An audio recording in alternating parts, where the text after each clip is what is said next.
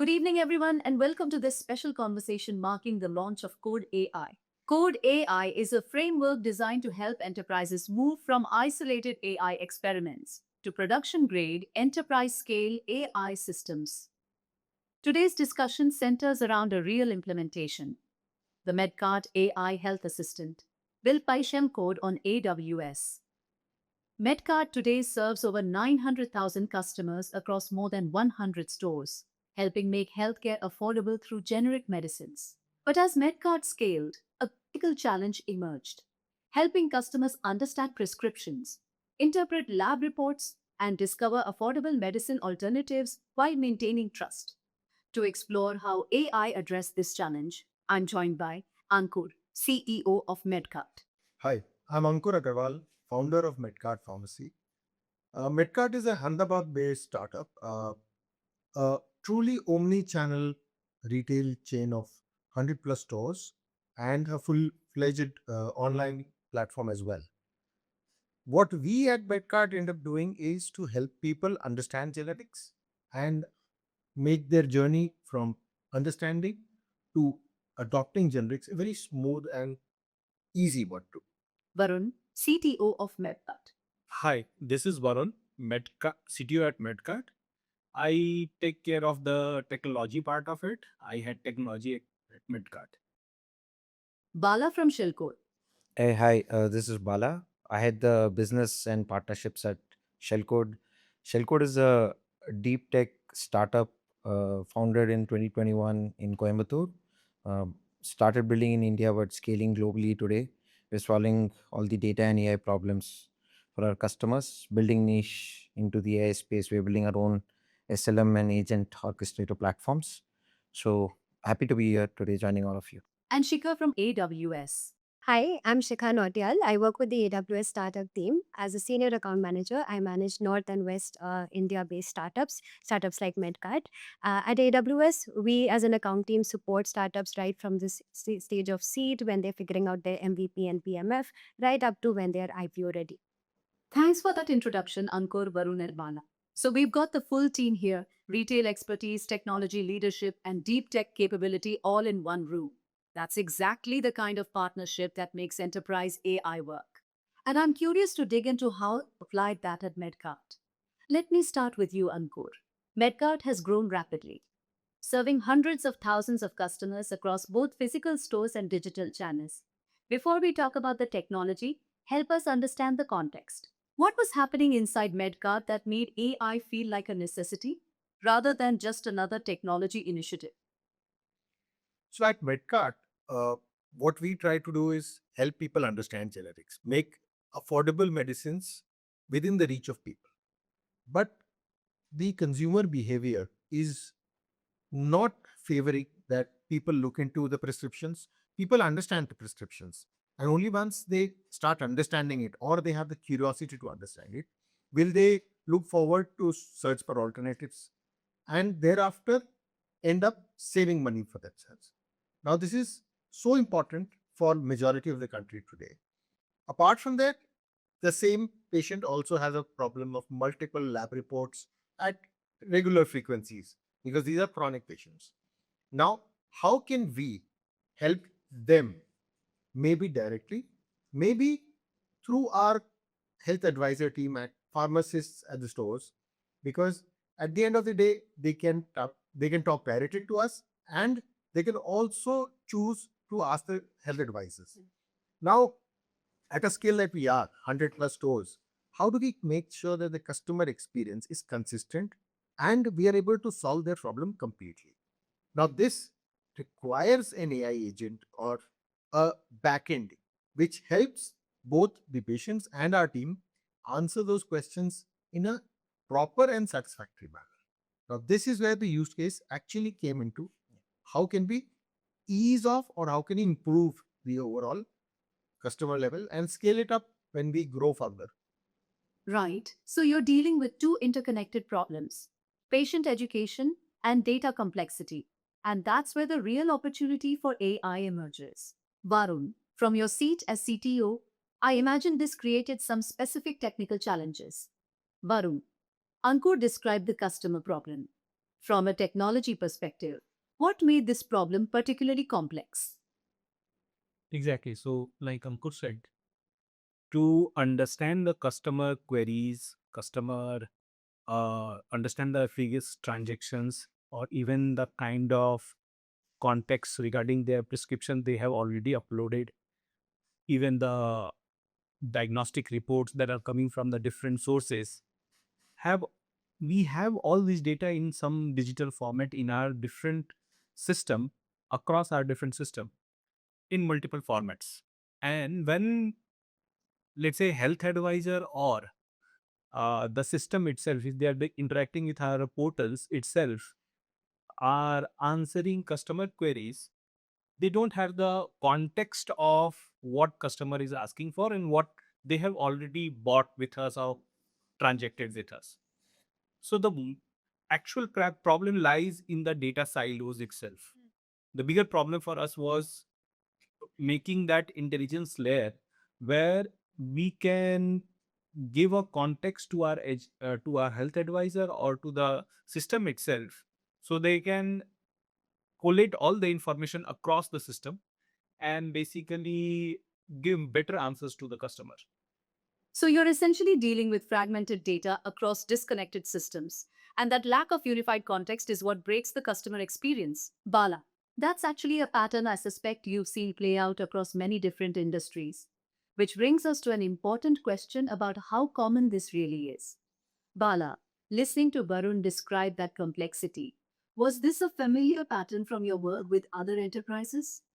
Yeah, I think yeah, this is a common pattern that we see, right? So, basically, every organization has they know the value of AI today. I don't think we are educating someone from the ground level, but do they know where to start?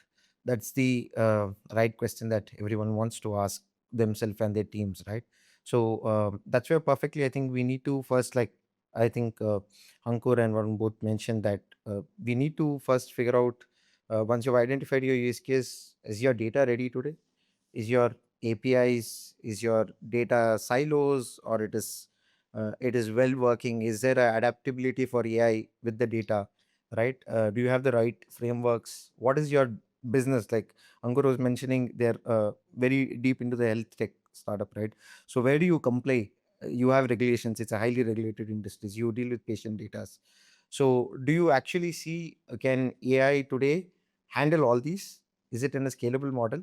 Can it go to your predictions rather than just try out some pilots? And you can be trying out a number of pilots, right? But does it actually make any sense? That is where we as Shellcode, we have come. We have designed a very specific framework called KODE AI framework, where we are speaking about this a well orchestrated program or a framework that we take you through a journey from rightly assessing your state of today till what is going to be the next with AI, right?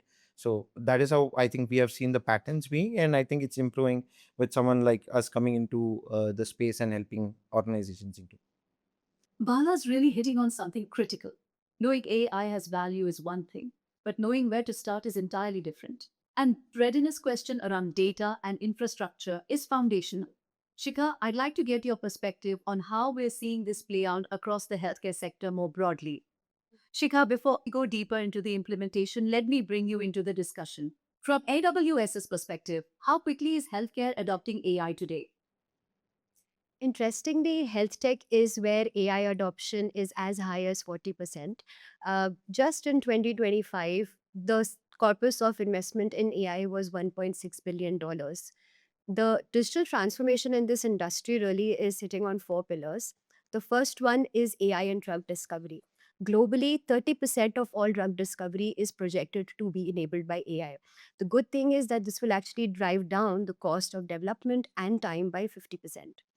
The second one is the transformation of the patient experience, which is where folks like yourself come in. Within this, we see that there's so many people wearing wearables, you have mobile applications, there is so much real-time health data that is coming in, and all of this is enabling preventative analytics. We also have a third trend, which is more in terms of strategic investments. So, if you look at the fact that India is actually a leader in the manufacturing of generics and biosimilars, And what that really means for us is actually in the broader market, it creates cost efficiencies, which is something you deeply care about. And fourth and most important is how do we really unleash the power of AI in health tech through health data interoperability. Now, within this, as we all know, AI is as good as the data it is trained on. So, with the Ayushman Bharat Digital Mission, where we are looking to digitize 500 million user records of patients, all of that goodness, then you have the National Health Mission, all of this coming together with the DPDP. There are a lot of good foundations that are in place. Having said that, the fact remains in the health tech industry, security, compliance, safety standards, regulations, these are serious challenges to address, which is where, as Bala said, data readiness is something that needs to be seriously evaluated. And more importantly, these decisions need to be taken on much early in the architecture journey. So Shikha's painting a picture of a sector that's moving fast with real investment and real opportunity, particularly around patient experience, which is exactly where Medkart stepped in. Varun, let's bring this back to the ground level and talk about what you actually built. Varun, let's talk about the system that was ultimately built. If a Medcard customer interacts with the AI health assistant today, what can they actually do? Yes. So the problem itself, we have divided into a three-step solution there. It is basically a health assistant app that we have built in. It has a feature like if a customer start interacting to it, because it's healthcare, first they need to authenticate themselves in the chat itself to access the healthcare data of that particular customer. So first is the authentication part, where you go and the system will authenticate you, get a context about you. Then you can start asking queries there, health queries. You can ask about any health query. You can ask about your previous purchases. You can ask about any medicines, what the medicine do, actually what kind of alternatives available in on our platform. And basically, this is not only the information what we are doing. You can actually transact through the system with this chat interface itself. So you can go add medicine to your cart. It will create a cart checkout link, and your medicine can be delivered to your home. So this is one flow that is there. Another thing was the prescription analyzation. What we are doing is this if you can upload your prescription, it will actually analyze your prescription details. It can find out the any kind of a format that is prescription it written, and it can find out the medicine names, molecule names, and anything.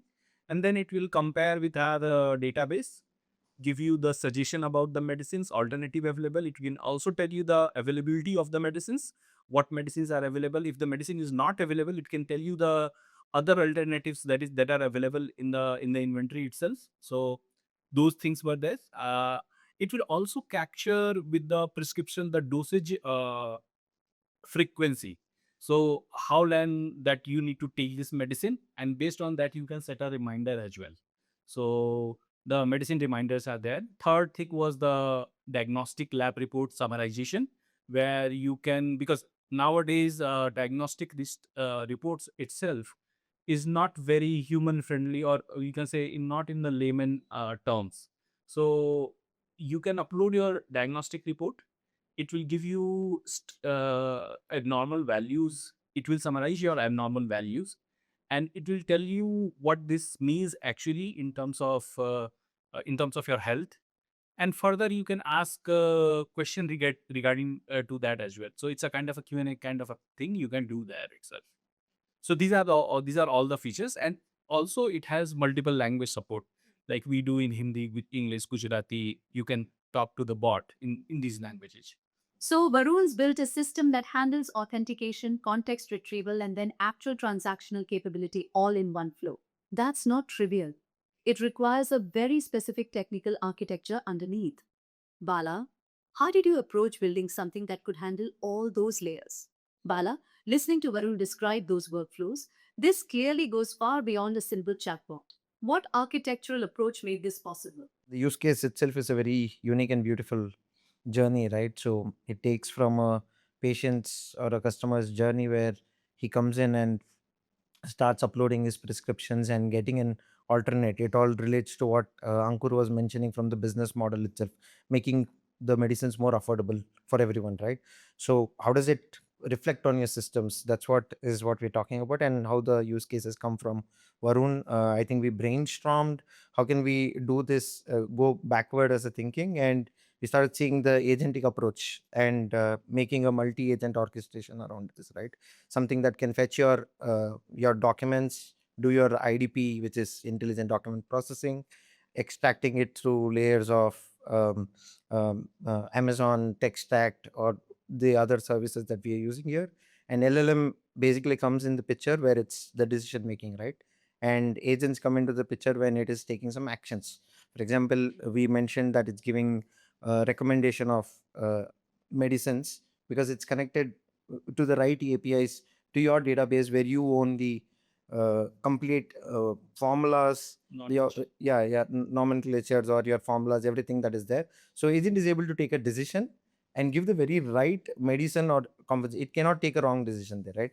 So I think that is where when we were discussing with the business teams and Varun also, we thought it should also have a human in the loop as an orchestration layer, and then making it more autonomous as a decision layer, and how end user is able to take it till the cart. That is a complete journey we could take it.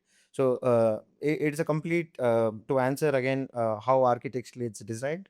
I think now if we could stitch the business problem here, we could take it in the technology side and take all the services that we leverage on AWS. For example, Bedrock helped us build the right model, because when we choose a model, it's more about the accuracy, cost, and performance. All this that comes into it. It's a triangle framework that we use, right? So considering that, I think we did multiple iterations. It's running the most best fit model today, and agents, we have designed the workflow on the right state. So that's how we do it. Yeah. Building on what Bala just described, that agentic approach is really the core innovation here.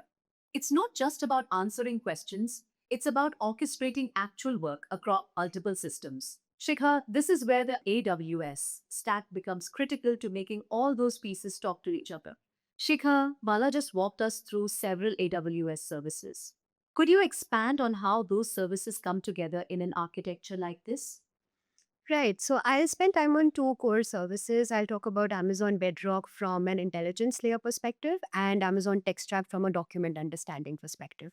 So let's start with Amazon Bedrock. Amazon Bedrock is a fully managed service that allows you secure enterprise grade access to a variety of high performing foundation models and by the top performing AI companies. Now, with Amazon Bedrock, what we have done at Medkart is that is how we have made it possible to have natural language come in your chatbot.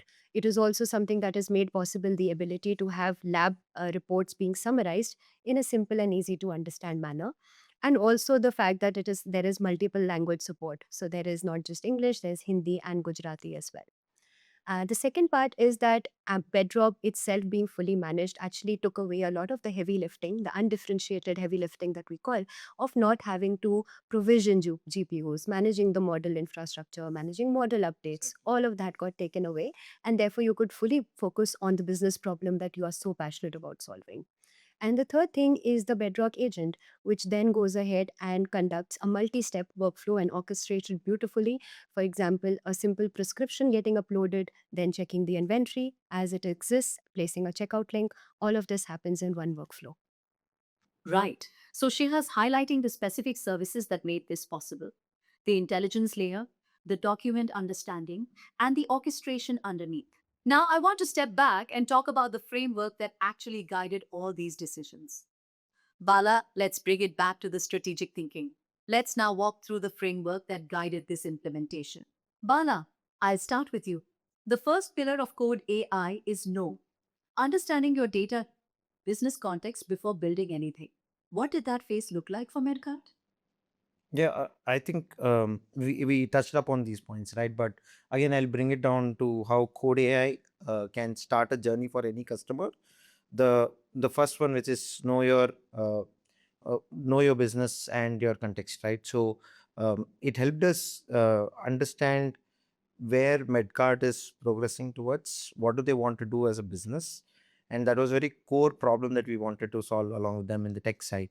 So we started discussing with Ankur on all the current state, what he has from the data, from the API. It is the right assessment that we could cover, right? And giving a detailed reporting structure to it, and then having a guided principle around it, and then implementing it. So what becomes core is this basic assessment that we do, knowing your current state, whether it is able to handle your AI initiatives. So that was very key ritual for us. That's why this particular problem where we start is very important. So that assessment phase gave you a clear picture of what you were actually working with: the data quality, the systems, the scale you'd need to handle. Varun, once you had that reality check, how did it shape what you actually built? Varun, how did this readiness process change the way Medcart approached the project? I think that's a great question. I mean, in the starting, when we were discussing with the use cases with cell code itself, we realized uh, first we need to understand what will be the customer behavior here, how they will interact with the chat, how what are the things that is that questions that will be coming to their mind. So to do that, we started with some kind of a customer research, and we did a pilot for online and offline both for the customer research itself. And we got to know the kind of questions that are coming. We created a sample size of some questions, and we shared with cell code. That was around 50, 60 kind of a question that we shared with the cell code. And then after, we also have created a what is called sample prescriptions that we have shared with you guys, as well as that diagnostic report kind of a layout, whatever is required to understand the for the summarization part itself, for the training part itself. We share that kind of a data with cell code, right? So you didn't just build what you thought customers needed, you actually studied how they behave and what they ask, and that directly shaped the system design. Uncode, from a business standpoint, what was the value of going through that exercise? Uncode, what did this phase represent from the business perspective? From the business side, it is not an experiment. It was putting everyone who is dealing with the customer, who is understanding the data, and who is leading the project in same room to ensure that we are aligned on what we are feeding into the system, who is accountable, and what is it that we want the system to solve for us. So yes, that was it. Shikha, where does the cloud platform fit into this readiness stage? Amazon Textract is a document analysis service that detects and extracts text from handwritten text, printed text, images, tables from scans of documents. Now, Medcart's biggest challenge was that prescription forms were coming in all different kinds of formats, different hospitals, different doctors, different handwriting. Now, how to make sense of all of that? Now, what Textract does is this doesn't just look at the raw data, but it also looks at the structure. So, for example, if there is a prescription for a tablet with a specific dosage, specific frequency, it takes that into account. That is what enables the ability to then have automated reminders as and when required for the customers, which enables Medcart to then deliver on their promised customer experience. Right, Shikha. So you're touching on the orchestration piece and how those moving parts need to work together seamlessly.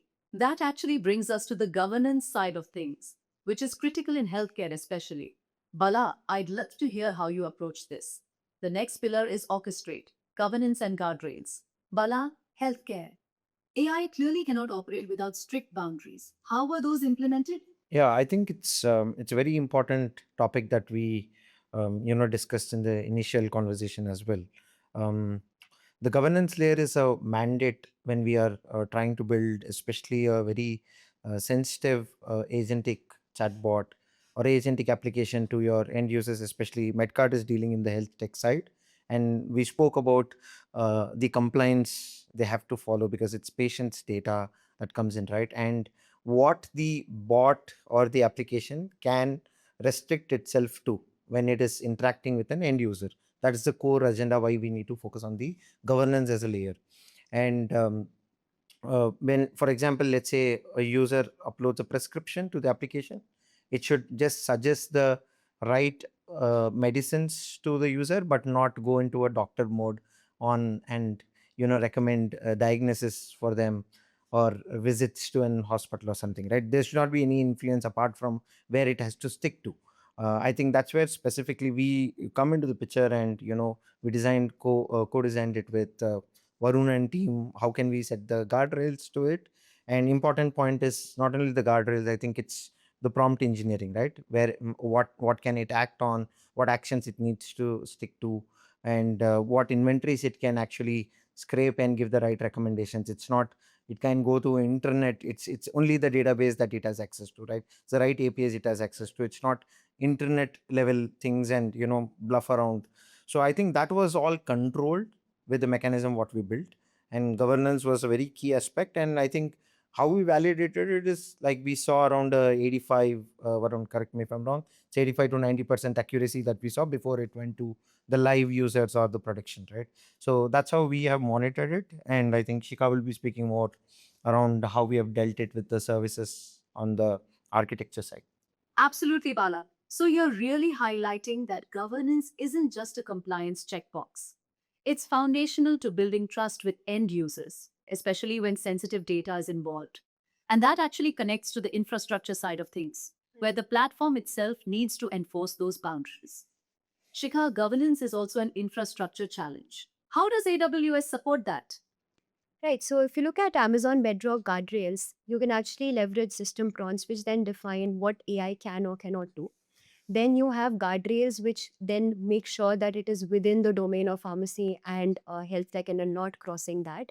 And finally, if you're looking at the AI checks, we are looking at the live RDS inventory so that we're making sure that there's no hallucination and the rightful recommendations are being made. Additionally, I'd also like to talk about Amazon CloudWatch. Amazon CloudWatch is a observability and monitoring service that allows us to get real-time data and actionable insights on our entire application, get resource optimization recommendations, and monitoring system-wide performance. Now, how this translates to what we were doing with Medkart is to measure latency with Textract and to then also look at Bedrock invocations, Lambda invocations, and to measure the time to all of that. Additionally, we also have the token usage going in as an input as a cost alert so that Medcart team is fully aware if there is a user spike that could result in an increased cost. So, Shikha, you're showing how the infrastructure itself becomes the enforcer of those boundaries. Guardrails baked right into the platform layer. That's powerful because it means governance isn't just policy, it's architecture. Varun, from your side at MedHub, I'm curious what specific operational limits you put in place. Varun, what operational boundaries did Medcart define for the AI? I think that's a very good question. And before starting this solution, me and Ankur were discussing about the same thing, that this is directly going into the customer hand, and whatever the information that we are that is coming from this system, that should be that should be authentic information. It's a fact based system, and nothing guesswork or hallucination will be going to the customer itself. So before thinking about the solution itself, we started working on what the system could do and what it's not, what it could not. So that part we started with, yes, it can, whenever there is a medicine requirement or medicine kind, customer is talking about any brand name, any molecule, it is not coming from anywhere else but from our knowledge base itself. Whatever the inventory that we have, the names would be coming from there itself. So here our API came in place, where whenever the language is getting translated into kind of information, that information is coming from our database. The medicine names are coming from our database. So basically, we apart from this LLM and the Bedrock system that we are using, the major pillar was our API Azure. We are not prescribing any medicine here. The bot itself is not prescribing any medicine. It is not giving any kind of a diagnostic suggestion to the customer that you should go for with this kind of a thing. So we have stated that, and we have come up with the use cases that these things need to be followed before giving a answer to the customer itself. Varun, that's a really smart approach, defining the boundaries before building the solution rather than trying to patch them in later. That clarity around what the system can and cannot do is absolutely critical. Ankur, I want to flip this to the business side now. Ankur, from the business perspective, how important were those guardrails? Guardrails are a must because the entire healthcare system can only be built on trust. And once we are sure that we have enough guardrails to ensure that there is nothing going beyond the defined scope, then probably we can ensure that the customers or the patients can actually trust us with the solution that we're offering. So yes, they are a must and a non-negotiable. Building on that, Ankur, those guardrails really are the foundation for moving forward with confidence in a regulated space. And that confidence comes from understanding your specific domain inside and out. Bala, let's dive into what that actually looks like in practice. Bala, the next pillar is design for domain integration. What does that mean in practical terms?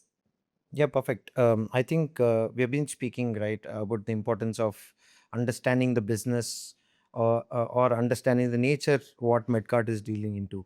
So I think domain has been a very key role, especially when Shellcode goes and operates with any organization today. It can be a financial services industry, it can be a healthcare, it can be a retail, whatnot, right? So it is very necessary for us to understand what domain they operate, what industry they operate, what are the backend systems it happens, right? So every industry is not general.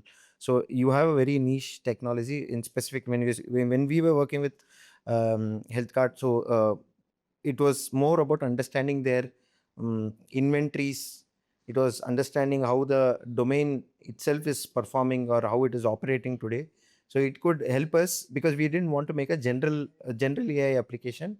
Rather, it became a more of a domain expert where customer is coming, it has to have a trust to the AI application when it's talking, right? So in that degree, that means the AI application should have a core domain expertise, like what we are seeing in the other pharma stores, how a physician can give a recommendation. So the end customer should have that comfort and trust. So domain training and prompting according to that has helped us very much in this. I think yes. I think Bala has and Sikha has already pointed it out that for the integration itself, whatever data that we have, we wanted to give that as a knowledge base as well as the system is not for the information only. This system is basically acting upon whatever the APIs that we have. Yeah. So what you can do here is basically come to the chatbot and you don't have to go anywhere else if you want to buy something.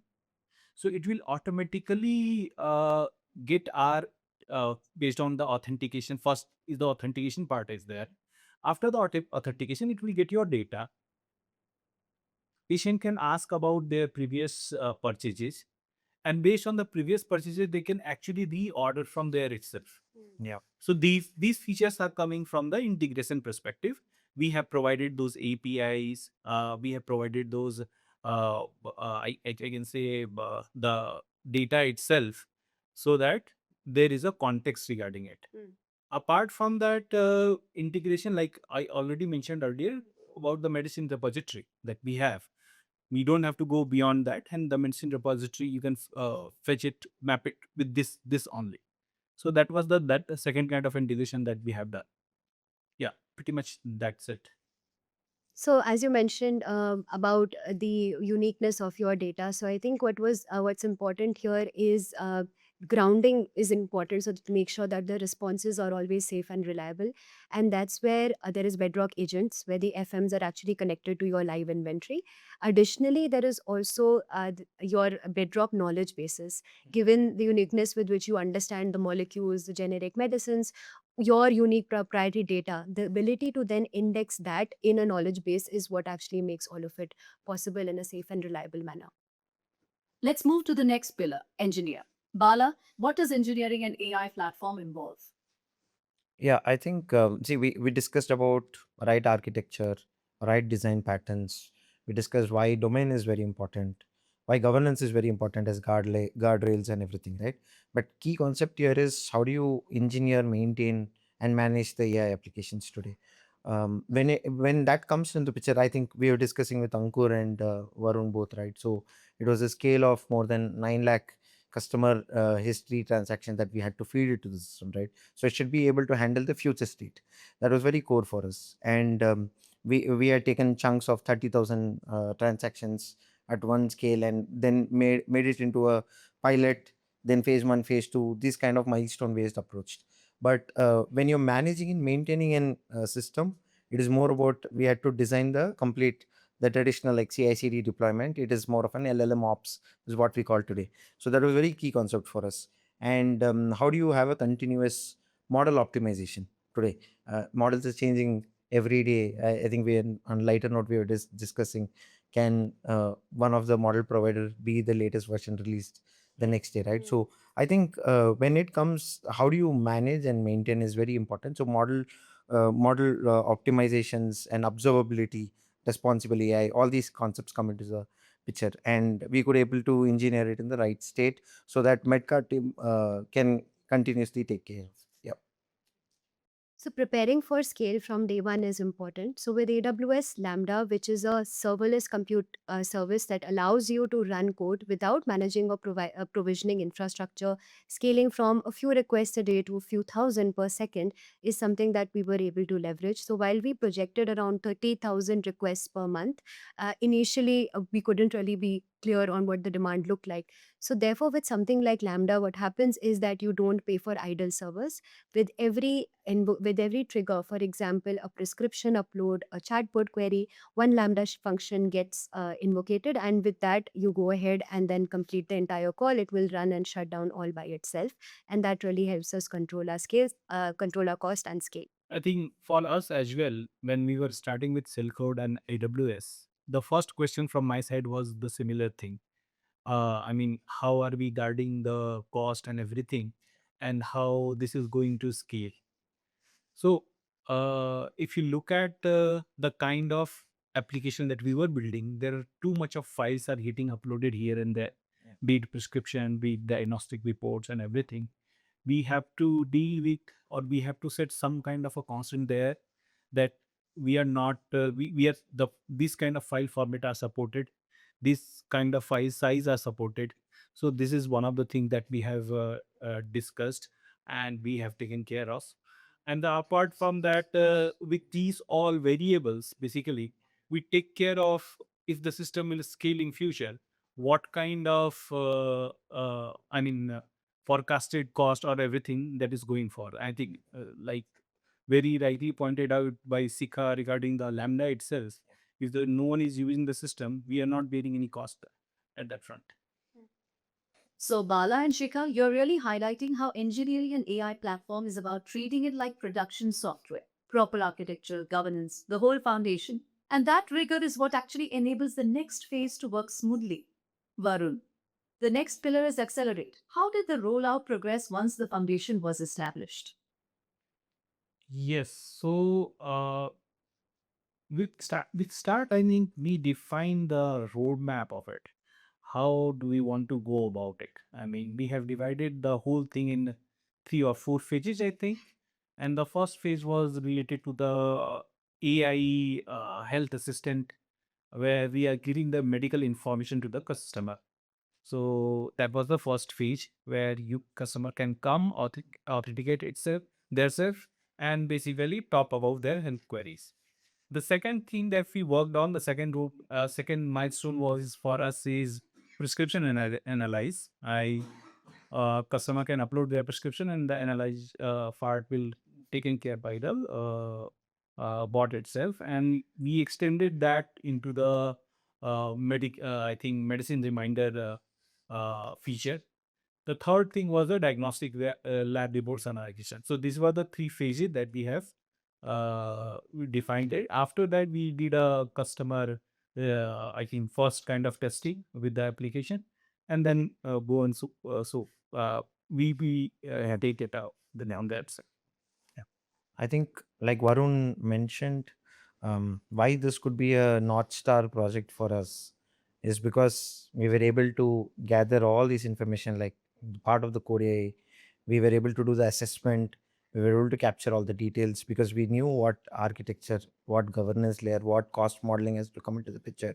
So all these, the phases that you mentioned was much more easier because we had detailed out at a very beginning stage, and time in time we had a check of all this coming into the picture.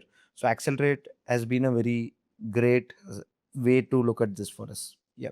On this part, I think the phased rollout really worked out well for us because we did the chatbot first, then the prescription, and then came the lab reports. Because what we were doing is essentially it wasn't just project management discipline, it was also because it was just new Lambda functions getting added without really reworking everything over again. The second is experimentation without risk because the Lambda functions were isolated and working independently. And third, how AWS comes in as an acceleration enabler is that with the beauty of Bedrock, you can actually swap out foundation models as in when you would like to make sure that you have the best price performance that you are looking for. Right, Varu. So you're showing us how phased rollouts work when you have that strong foundation in place. Each milestone builds on the last one. And that structured approach is really what allows you to scale beyond individual use cases. The final pillar is industrialize. Bala, what does industrializing AI mean for enterprises? Very interesting question, right? So, what does industrializing of AI application means is how much of this can be a repeatable asset or architecture that you can create within an organization, without any handholding support, whether your teams can, run independently or autonomously and work co-build with the AI agents that we have today.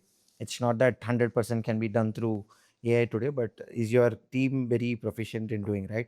So industrializing, according to us, is more about setting the right state for the AI as a single AI, one core application that your organization can have, which can have multi agents coming into the future state, right? How do you govern this? How do you orchestrate this? Is more about the picture that we're looking at. At that end state is called industrializing. I think we are setting the base very right, and that's what we have done it for Medkart also. And for example, this can be your data pipeline layer, which is created. There's a orchestration agent, which is the agentic orchestration layer that we are done, and then there's a governance added to it.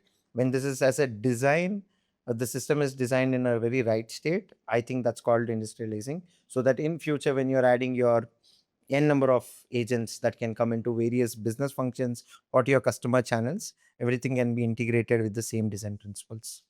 Yes, for us,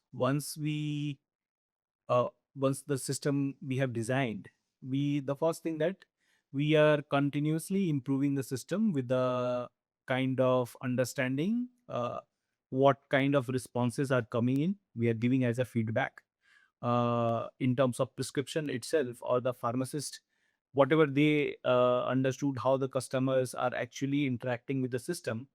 These things were start going into the system again as a feedback, and we work with Cellcode and AWS team there itself that if we identify there is different kind of customer behavior is happening which we haven't thought about initially, we give this as an input to the team, and then we have taken care of that in terms of implementation.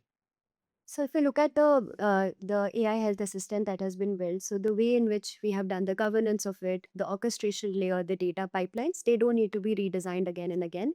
And as you also mentioned, that pharmacists are constantly updating their data, so continuous evaluation feedback through that loop is something that has also been taken care of. That's a crucial point. Industrializing. AI is really about building repeatable systems that your teams can operate autonomously, not just one off projects. And that brings up a practical question that a lot of enterprises face early on. Varun, a question many enterprises ask early in their AI journey concerns hyperscaler choice. Did Medcart evaluate other platforms before choosing AWS? I think yes. I mean, we experimented with multiple platforms, and one thing that we understood that what AWS is providing right now with the help of Bedrock and other agentic flow that can be implemented on top of AWS is what was the best suited at that time. So we picked up AWS after experimenting a lot on different solutions that were there in the market at that time. And one other thing that I think of, our entire data stack and the data pipeline was designed in that way, or AWS can take the data from that stack very easily and very intuitive manner, uh, from the lake or maybe from the API side of it. So uh, the options that we are getting with Lambda, where the cost is taken care whenever there is a requirement, then only that particular part is running.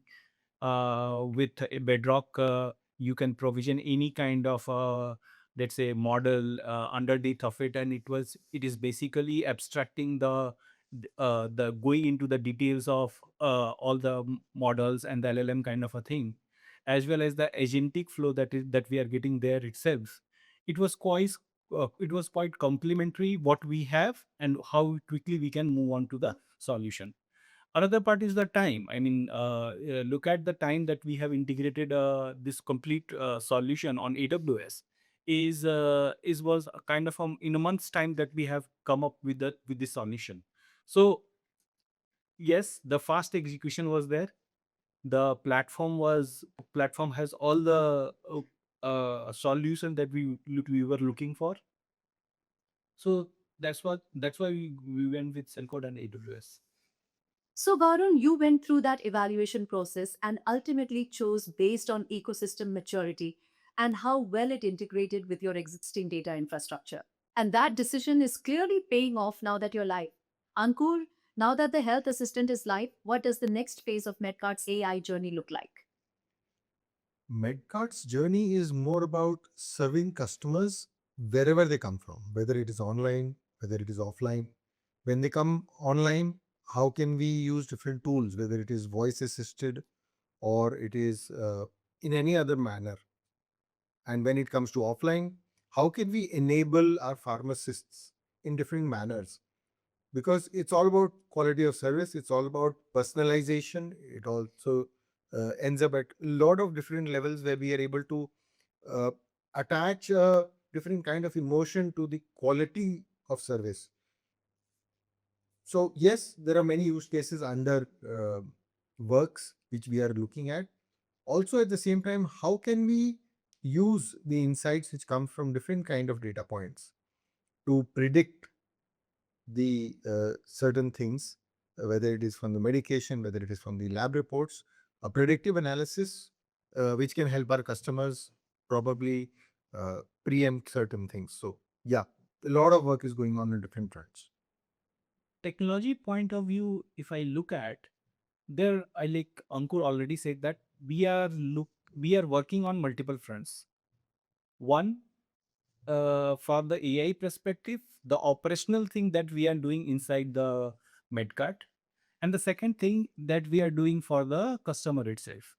I mean, how the customer are interacting with our system and getting what they want, and how we are creating a customer delight for our customers, right? So from the operational point, a retail chain like us, who has 100 plus stores, we see that AI can come in and solve lot of inefficiency that is already into the system. Just understanding the context from text, from the data stored in our across our different system, or maybe from the voices that are getting captured here and there. So there a lot can be done, but before going there, one thing is very clear: everything runs on the data. So the your data part should be sorted somewhere. And thankfully for us with AWS, the kind of data pipeline that we have worked on, it is actually helping us taking different AI initiatives at different level. Yeah, I think I agree to what Varun was saying. Right, it's the foundational blocks that we build for innovation to accelerate. Right, you can't stop innovation because you don't have the foundations in a lacking state. I think that's what we have fixed, and where KODE AI is coming and stitching all these six pillars. Whatever we discussed is all about that journey, right? How do you fix your foundations? How do you keep your future state ready? Is your AI applications or agents that you'll be building production ready, and is it ready for your business and your scale that you're looking at? And I think me and Varun were speaking more interesting. What is the advancements that we can do? It can be anything on the voice, like you mentioned. Can your customers interact to multi or omni-channel experience that we can give? It can be a WhatsApp, it can be website, it can be any channels that comes in through.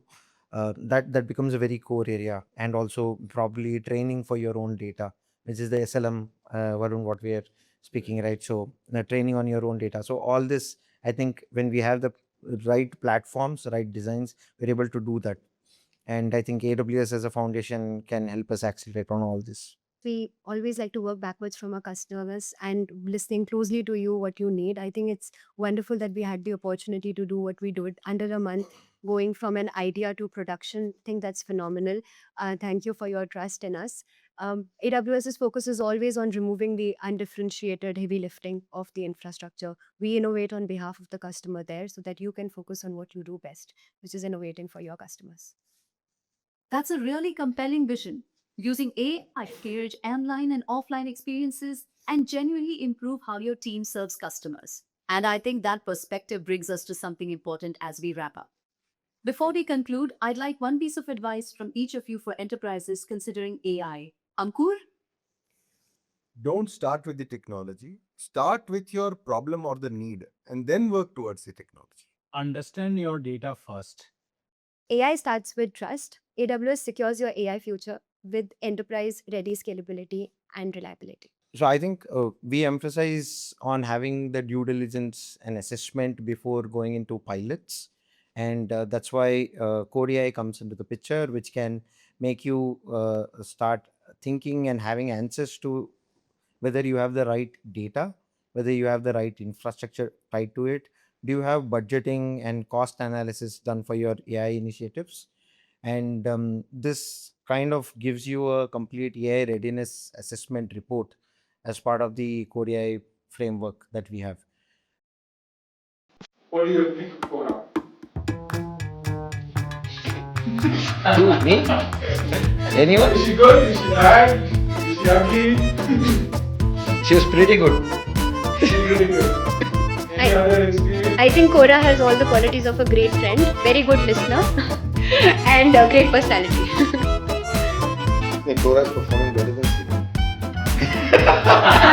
Yes, I agree. Ankur, Kora is actually performing better than Siri and any assistant app. What is one thing that you guys will never use AI for? To argue with storing passwords. I think.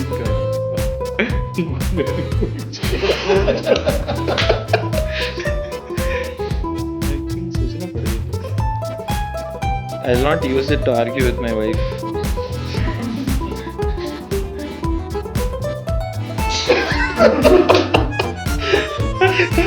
Yeah, actually, it's very troubling to use your banking website on an AI-enabled browser.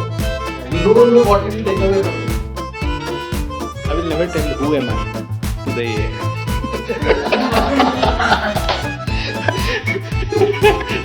Because you are giving all the context about you. Once he knows who you are, I mean, don't know where the data is getting used or what. Do you ever participate in an AI orchestrated podcast? Yes, but we won't want to be a guinea pigs there.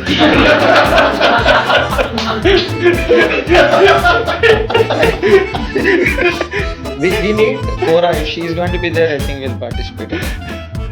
Yeah, definitely. How old do you think Kora is? 20. She seems slightly mature.